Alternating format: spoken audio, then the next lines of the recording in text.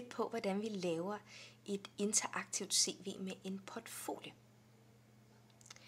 Det første, du skal gøre, er at logge ind.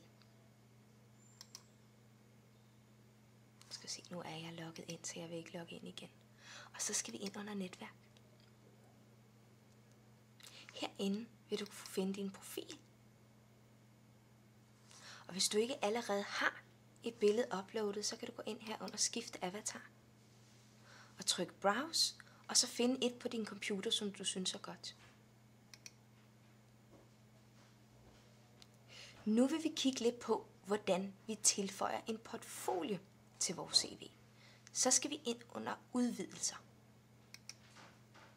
For vi har tænkt os at udvide vores CV. Herinde der har vi vores standardelementer, profil, aktiviteter og mine artikler. Men jeg kunne godt tænke mig at tilføje en portfolio. Her har vi set, der er portfolien, og så trykker vi tilføj. Så har vi fået portfolien herned. Herinde der kan du læse lidt om portfolien, og så kan du også sætte settings i forhold til det. For eksempel, at alle kan se din portfolio, eller kun venner kan se det, eller kun du kan se det. Nu er det jo sådan med sådan en portfolio der, den er jo ikke meget værd, hvis der ikke er noget i den. Så derfor så går vi tilbage til profilen,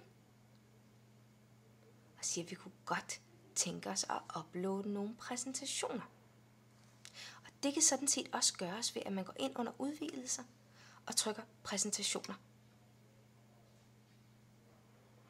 Se, jeg har allerede en præsentation, men vi kan godt oprette en ny. Opret præsentation, siger vi så. Den skal hedde sidste nye grafikindslag. For jeg er nemlig grafiker. Beskrivelsen af den er grafiske elementer til WeCo. Elementer skal have 2 eller. Sådan der. Vi opretter mappen, som vi skal have puttet elementerne i. Så skal vi ned og finde elementerne. Det kan vi gøre ved at browse. Nu kommer vi ind her på desktop, hvor jeg for eksempel kan sige, at jeg vil gerne uploade laboratory. Så den selekter jeg. Og du kan også selekte mange flere, så kommer de i sådan en lille upload-kø. Så ryger billedet ind her. Efterhånden som I har fundet et par elementer, så kan I så sige, at nu er mappen god. Nu vil vi gerne se den. Så kommer vi ind her og kan se, at der er de her sådan elementer. Nu er det sådan, at hvis du trykker på en af elementerne, så kommer der sådan en lille blyant op i hjørnet.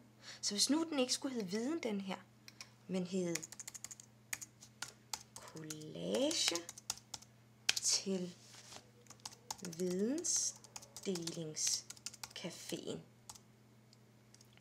så kan man gå ind og gemme den som det. Det er også sådan i mappe, at folk, der går ind og trykker på den, vil se den i sådan en fin lille fremviser. Så det viser dine ting godt. Men så lad os gå tilbage til profilen og se, om vi har fået oprettet en mappe. Og der vil vi så kunne gå ned her og se, jo, men sanden i portfolien, der har vi de 2 billeder, som jeg har adderet. For det første frontbillede, hvor der står navn på, og så er der også det her sådan andet billede. Så kan du også se heroppe, at jeg har 3 præsentationer, som man sådan set også skal komme ned ved at klikke på dem her. Vi kan også gå ind, og hvis det nu er, at vi gerne vil rette den, så sige ret i mappen, og så kan vi skrive noget andet herinde. Eller kigge på, hvad er det for nogle præsentationer, jeg har. Og så kan vi gå ind og slette den her også, hvis det er. Men held og lykke med at lave en rigtig god portfolio.